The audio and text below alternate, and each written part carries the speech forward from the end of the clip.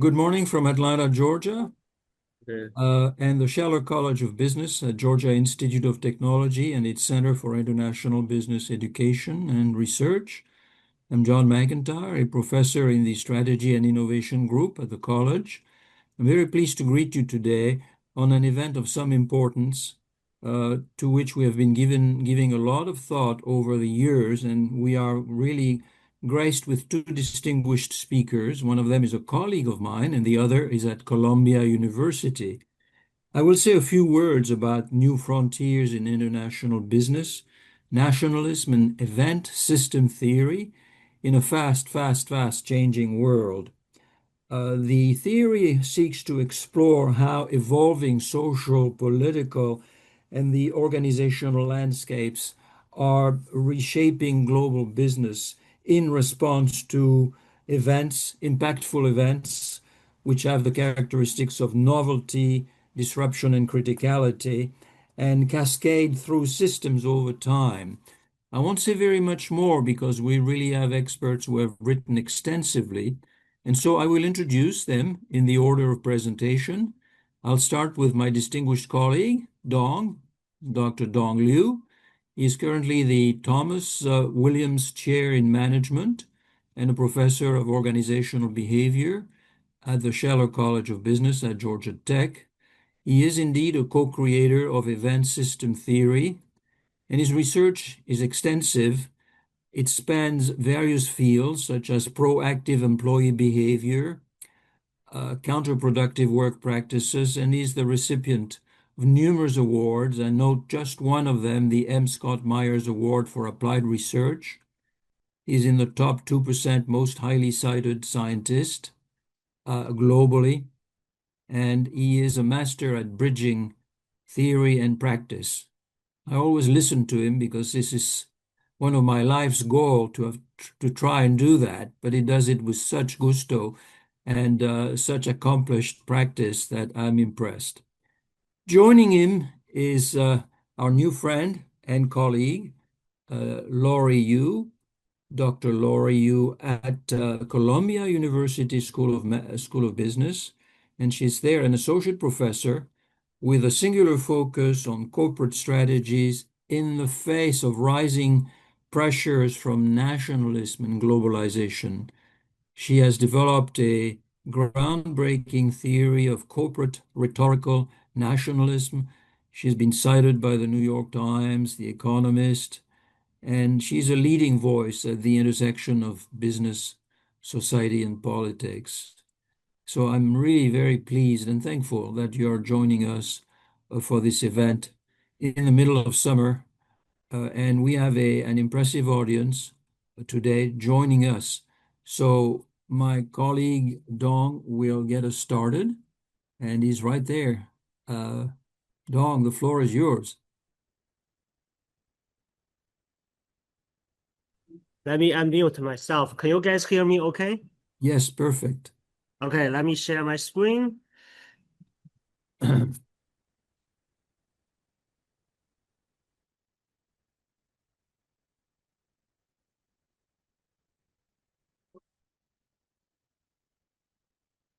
Okay. Can you guys see my shared screen? Yes, we can. Thank you. Okay, let's get going. So today I'm going to do a reflection on my work on event system theory since 2015. Time flies. It has been 10 years. My work on event system theory can be divided into two groups: conceptual work and empirical work.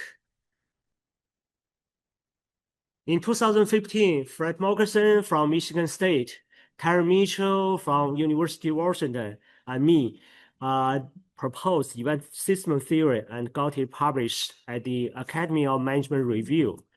Let me show you guys a picture of three of us in 2016.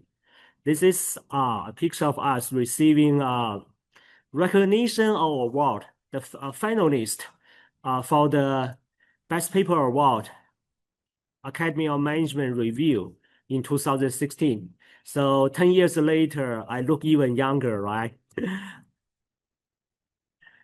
So the basic ideas of event system theory. According to event system theory, the strengths of an event, like a novelty, disruption, and criticality, are strongly related to outcomes, such as level change or emergence of behaviors. Event strengths can also trigger new features and events of different entities, like employees, teams, and organizations. The relationship between event strengths is moderated by two groups of moderators: event space including three major factors like event origin, dispersion, and proximity.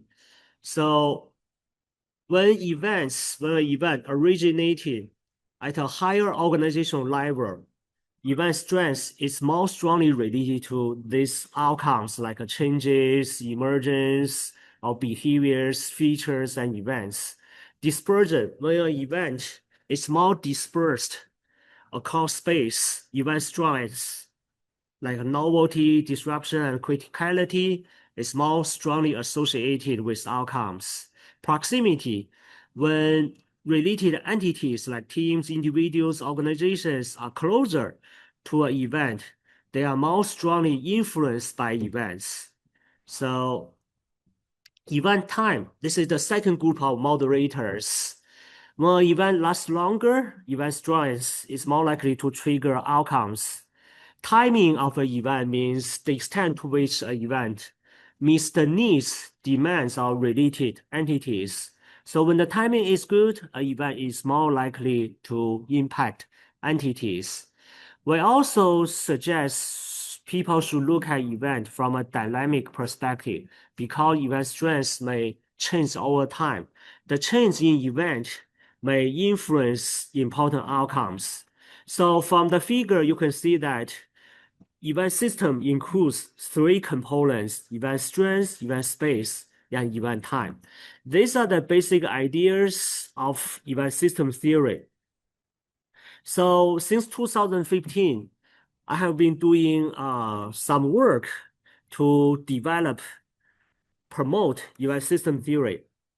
I can use a past model or framework to summarize my work. Proposing, the first P represent proposing, A applying, S is synthesizing. The last S is special issue. More specifically, we proposed event system theory in 2015, our AMR paper. Then my co-authors, colleagues, collaborators have been applying event system theory to examine a number of organizational issues. My co-authors and I have published papers in AMJ, AMA, JAP, personnel psychology. Our work is conceptual and empirical. After we have published some related studies on event, we decided to write a review paper to further guide future research to further promote event system theory. Our review paper was published in 2023 at Journal of Management.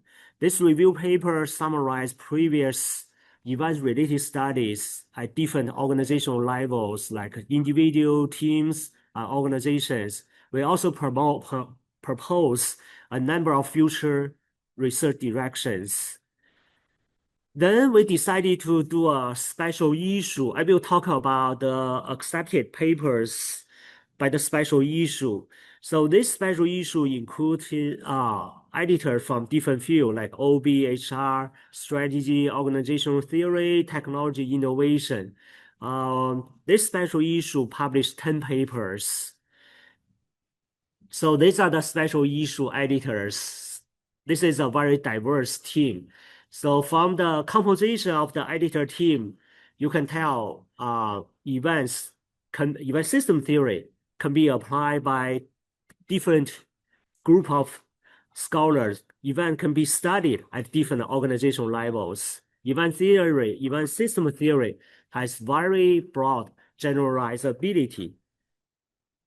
Let me briefly talk about this special issue.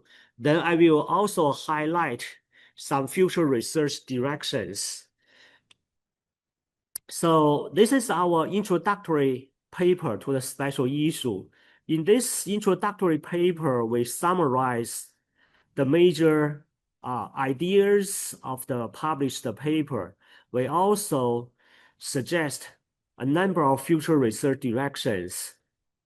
This is a paper very related to international business. It's about an event, US-China trade war. Probably this is one of the first management study focusing on the US trade war. So they build on event system theory to develop hypotheses focusing on event space. Remember, the event system theory includes three components: event strength, event time, and event space. You don't have to include all the three components. You can focus one, two, or three of them. But you have many options to apply event system theory. So this paper is very interesting. They look at two types of proximity. So product market proximity and geographic market proximity. I strongly suggest you take a moment or an hour to read this paper carefully. You can get a number of ideas about how to operationalize event proximity, how to apply event system theory to develop event studies. The second paper is a trickle-down model. So it's about how corporate scandals can trickle down to influence or change human resource goals. Human resource roles. So the authors are productive HR scholars, but this research is very event-oriented. It shows the value and importance of applying event system theory in the field of HR. They also study an important topic, creativity during threat or organizational crisis. So the event they study is organizational crisis. So in the times of crisis, how employees should display creativity, incremental or radical. The two types of creativity may trigger different outcomes in times of crisis. This paper is a micro paper, but the scholars are from the field of OB. They study a very important social event, summer protest. They apply event system theory to test an intersectional leadership advantage. More specifically, police chief race and gender in the US will interact. So Black women police chiefs will be associated with the least violence during the summer protest. They have collected very impressive data. This is their finding, very interesting. See, Black female police chief is related to the least violence. So this shows event system theory can be applied to study social events, right? Beyond outside organizations. This paper is about proactive event. It's a very unique paper. Most papers focus on exogenous shocks, exogenous events, but this is a proactive event initiated by organizations themselves. The scholars are from different fields, OB, operations management. So they also link event to an important research topic, sustainability. I also strongly suggest you read this paper. All the 10 papers published by this special issue are must-reads to me. This paper is about building resilience during crisis, more specifically the COVID-19 pandemic. There have been a number of publications applying event system theory to study the pandemic. They found that when agencies, when government, when healthcare organizations have more autonomy, they can build up stronger resilience. They can do a better job responding to crisis. This paper is applying event system theory to study organizational change. According to event system theory, novel, disruptive, critical events are more likely to trigger changes. But interestingly, this paper extends event system theory by focusing on everyday positive and negative events.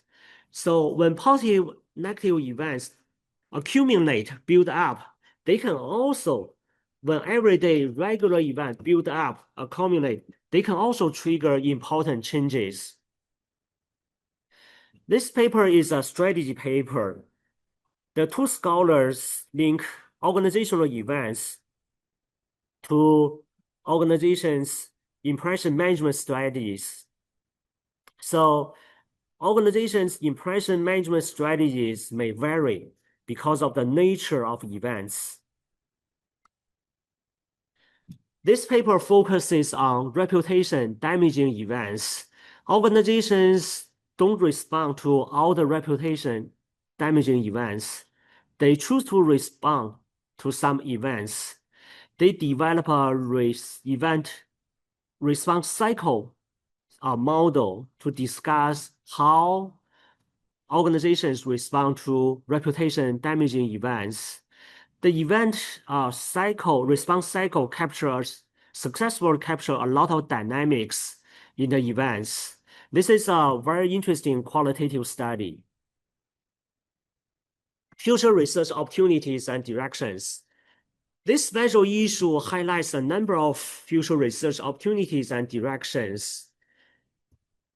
Scholars can look at both very, very impactful events like earth-shaking event, the pandemic, 9/11. But daily events, as I said, can be accumulated.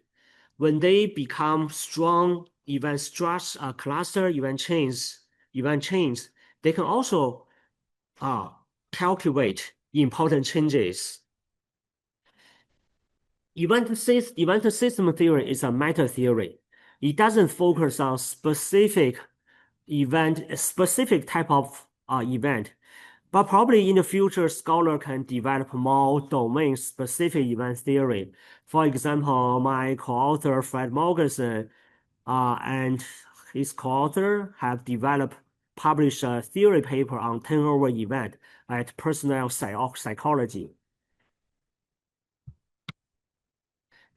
Event system theory can also be extended by look at different forms of events.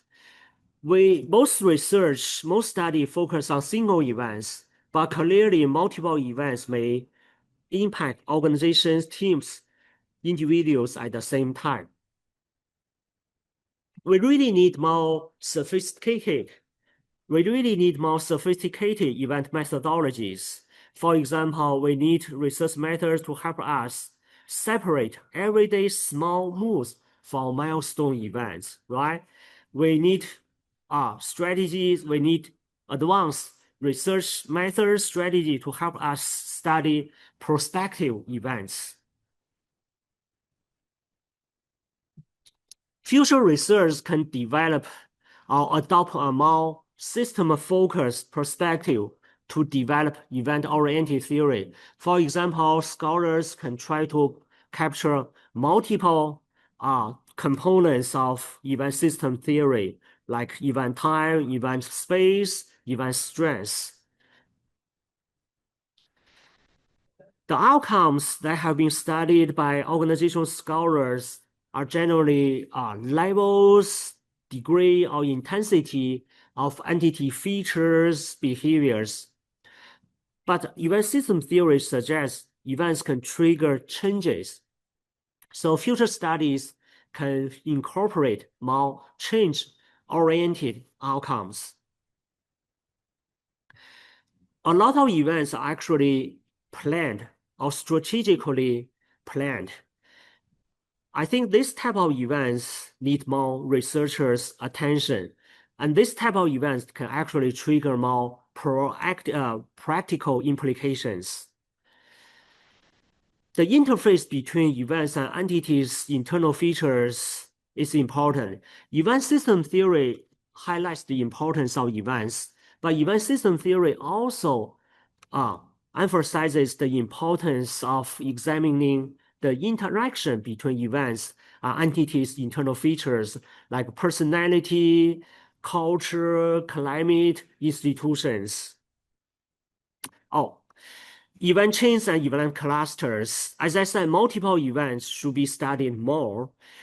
Event chain refers to a group of events that's form a causal chain. The first event causes the next event and then following events. Event cluster includes events that are related, although sometimes they may not have causal relationship. They are related in a sense they may trigger changes simultaneously. So we need more theories and research methods to study multiple events like event chains and event clusters. Thank you very much. This is all I have for my sharing, my reflection on my work on event system theory.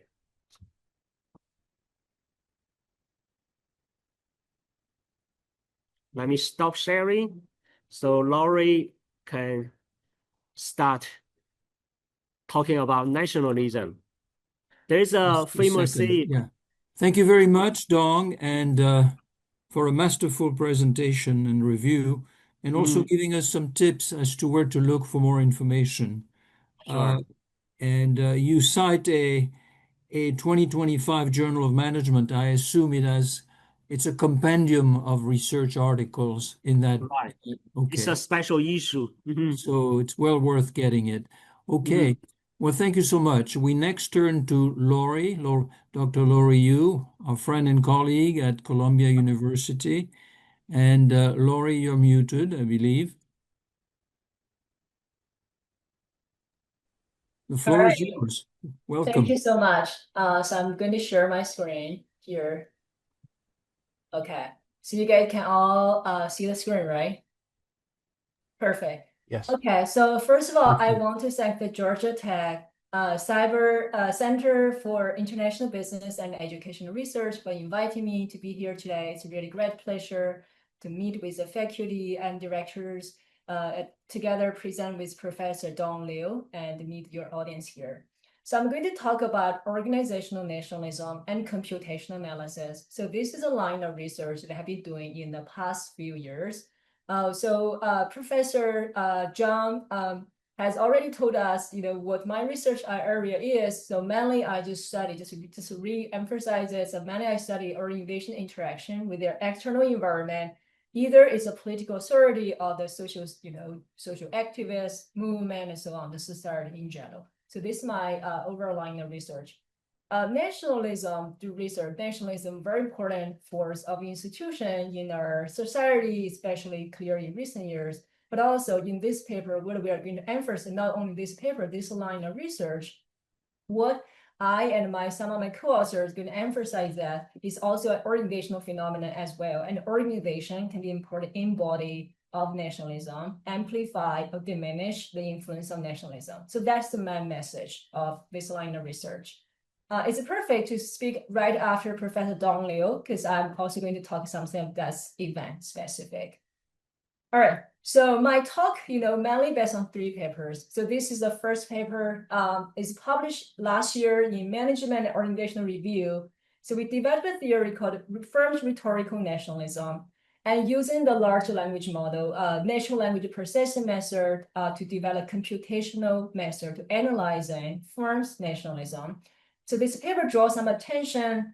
Recently won this MOR, Responsible Research in Business and Management. This once every 2 years, they have this award to the best paper award for that. The paper, the data, and the code are all publicly available. You can download from this website below. So we create the index for the Chinese public firms. So we have a score from 2000 to 2023. So this data is publicly available. To draw some media attention as well, it's covered by The Economist in April. So they wrote articles about it. So if you're interested, you can check this out as well. Besides this paper, I'm also going to cover on 2 other papers I wrote or about to publish. So the one is the Journal of Management, the paper on the right, the corporate endorsement of controversial nationalist movement. So this is something, it's an event actually. We study the customer's influence on the firm's endorsement of controversial movement. That's the Chinese firm's endorsement of the Xinjiang cotton. and the consequences of that.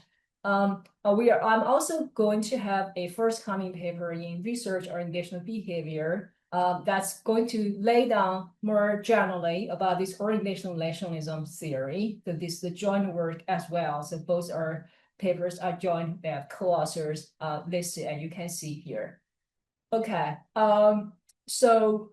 Nationalism is very salient in everyone's mind currently, especially the US, not to mention our Canadian neighbors or Mexican, on the south borders are pretty agitated at this time by the Trump administration's policy. But it's actually way, way before this. So this is some of the reports back in 2022. This is like 3 years ago, still in Biden administration. The Guardian and New York Times have already published articles saying that the nationalism is rising. So this actually go way before. It's like US, the mega movement, and in Europe, the Brexit, the immigration crisis, and so on, all triggered the rise of nationalism.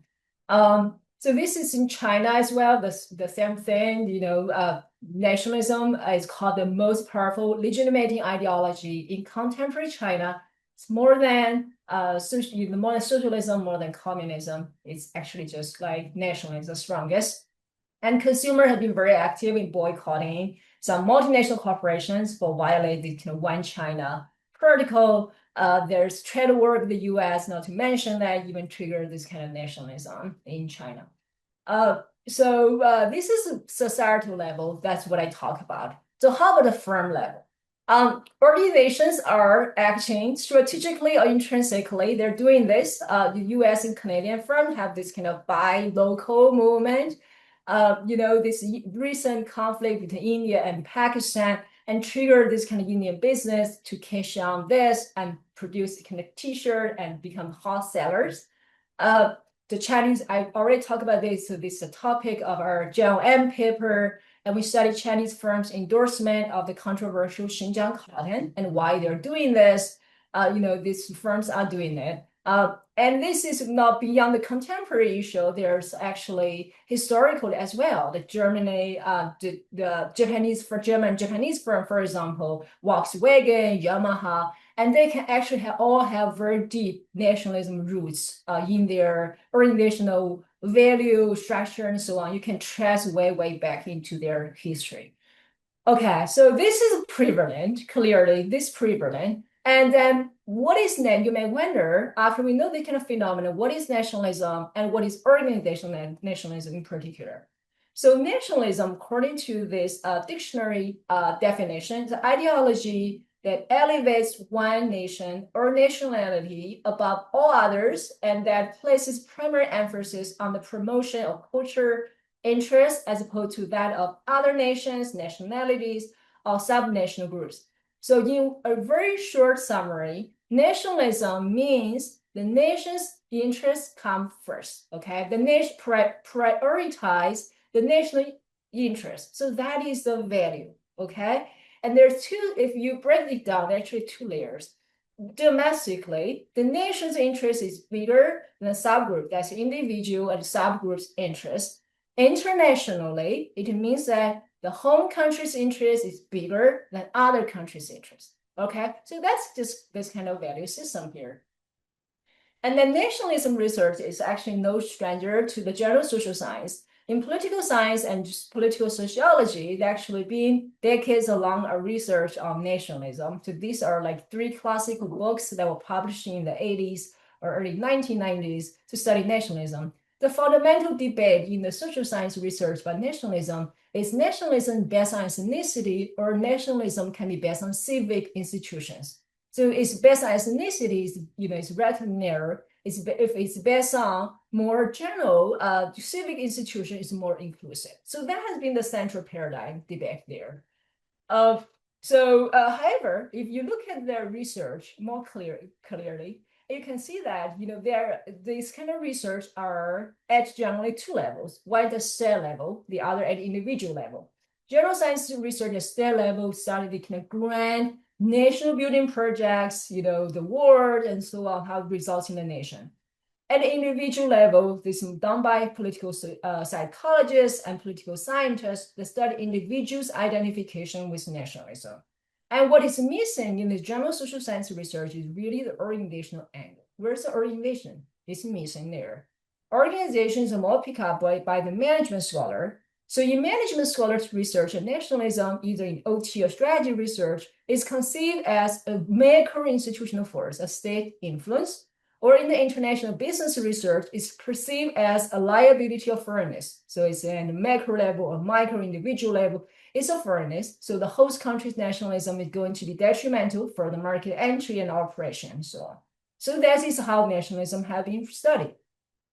Based on this literature, and our theory of organizational nationalism is fundamentally different in that we perceive organizations not as a passive recipients of nationalism, but as an active agents. So organizations can actively adopt, embody, or promote nationalism belief symbols and values, either as a strategic tool or as expression of its core identity, values, and culture. So that is just like what our definition of organizational nationalism and organizational nationalism theory.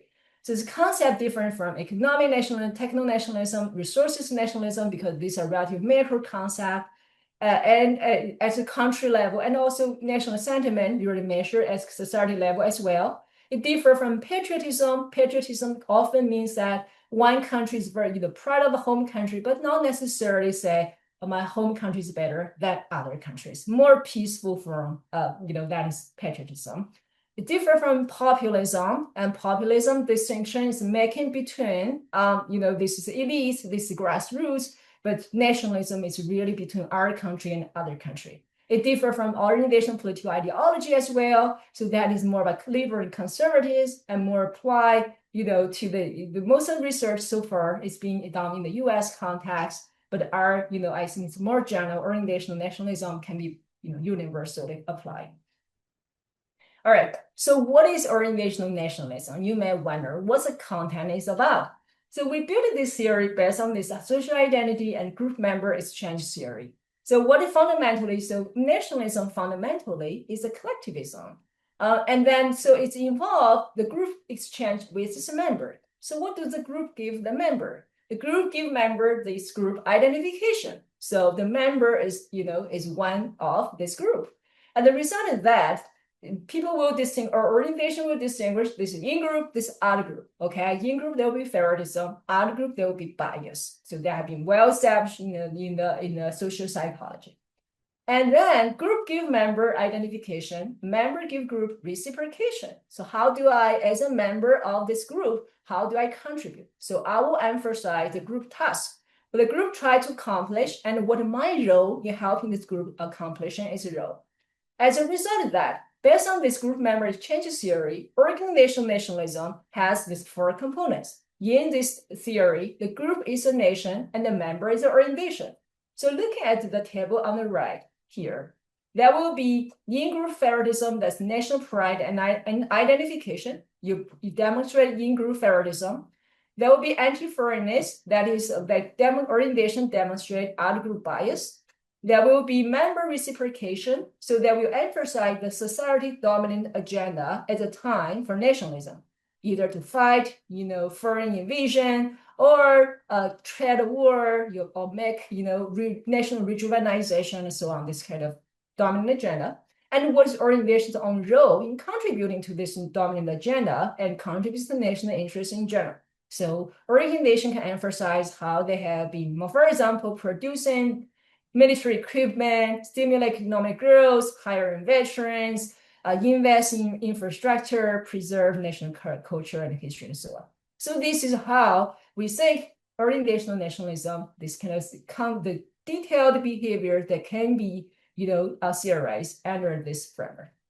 All right, so that's the content, and why organizations are doing this. So we argue that this could be either ideology or a strategy. Okay. So this does not have to be, either or. That can be both. If it's purely ideology, that's value driven. If it's purely strategy, it's instrumental. If it's both, it's actually holistic. So there will be the kind of 4 types of orientation. Of course, here there's none. You do not really, do anything about nationalism. So we can actually classify orientations into this kind of four types based on these kind of functions of this kind of orientational nationalism. So our overall research agenda is this. We are proposing orientational nationalism as a middle level between state nationalism and individual nationalism. So there's a tons of research question that can be studied here. So state's going to have this kind of top-down influence on orientations. So how do state affects orientations? So we can invoke the mechanism like traditional institutional theory, orientation theories research, state influence. They could include coercive process, normative process, mimetic process, and so on to study state's influence on orientation nationalism adoption. We can also study the kind of top-down mechanism from orientation of the bottom-up process from orientational nationalism towards state nationalism. So as we say, orientation is active. So orientation can engage into political activities such as lobbying, campaign contribution to influence, the political candidate election, policy, and so on. Protectionism policy like tariff, for example, that could influence the social strategy, influence the society, setting this kind of public opinion, public agenda, CSR, engaging in this kind of activity, philanthropy, founding certain nonprofit organizations in order to influence the society sentiment. They can also engage into institutional entrepreneurship, altering the state context by building these kind of nationalist markets and norms and so on. So we already see some of these organizations are doing this. So this is like orientation interaction with the state. Orientation also have interaction with its own employees and stakeholders. So this could be the top-down influence from orientations nationalism toward individual employee and stakeholders nationalism. They could be done through internal socialization. It could be shaping stakeholders nationalism and so on, diffusion, this kind of mechanism that could be adopted. Individuals nationalism can also have a shape influence on orientational nationalism. So this could be done through the kind of bottom-up process, such as founders and printing, employees' influence, external stakeholders' influence. During this process, orientations, strategy, nationalism strategy could interact with a lot of other stakeholder management strategy, employee management strategy, and so on. That can be studied in this whole process. Okay, so that is our broader research agenda here. So I have the time maybe to 9:45 or 50. So I'm aiming at stop there in about 10 minutes or so. So orientational nationalism has a variety of methods that can be used to study it. So I'm going to talk about the computational NLP method on the Chinese sample. But they all can also be studied using the historical qualitative case study that can be very useful to understand internally this kind of orientation. How do they adopt nationalism and also over time historical change? It can be studied using event study, so either DON'S research about studying particular events, analyzing its strengths, regions, and so on to study people's reaction, impact of the kind of events. It also can be done using this kind of more traditional quantitative method to study like reactions, a stock market, and so on, and to this kind of particular events like firms of endorsement of the Xinjiang cotton. It can be studied using experiments, prime people to certain orientations and then make certain statement, and how does the employee consumers respond to certain orientation strategy.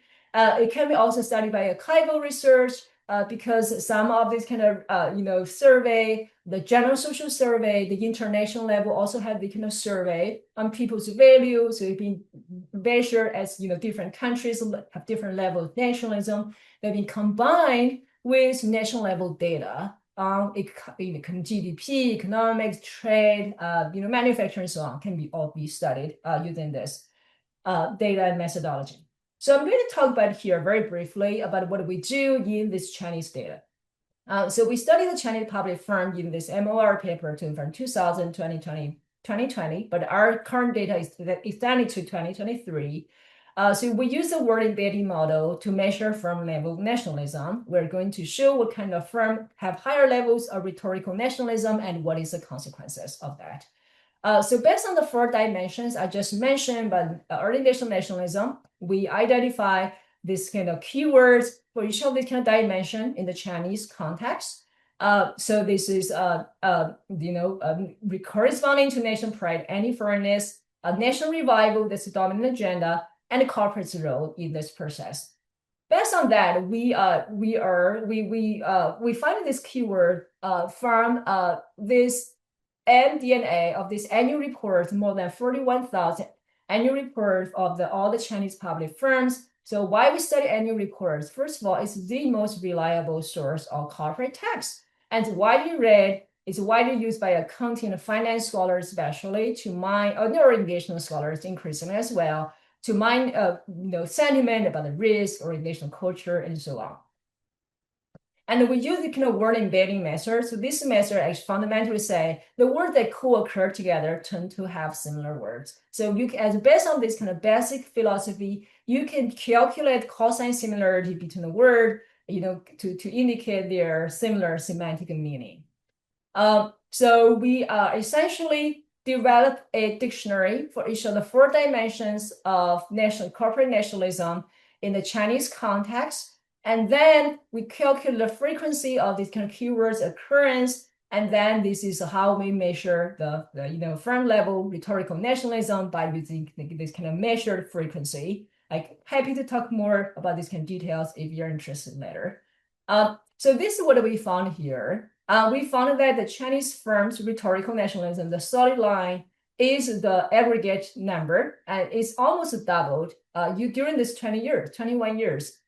The usage of the words. By the way, we are doing the US version as well. We use more advanced the large language model, and we also find a similar trend. It's the US public firms' rhetorical nationalism also increased significantly during this time period. So this the one at the bottom indicates this is national pride, so that makes sense because national pride is based on something you're proud of in your nation that's relatively stable. The most volatile one that's anti-foreign because they often respond to certain events like trade war and so on.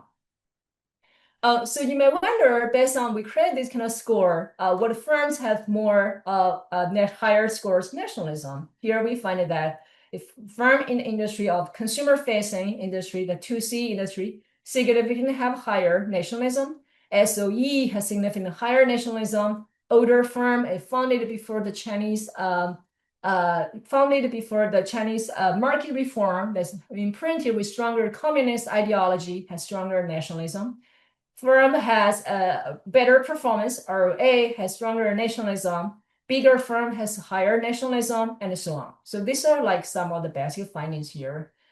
We also find that this could be related to very much strategic factors. So firms that have a more individual investors rather than institutional investors tend to have stronger nationalism rhetoric. We find that if you have higher income from overseas, and they actually have lower rhetorical nationalism. And that also makes sense because they do not want to really put up their overseas shareholders and overseas market.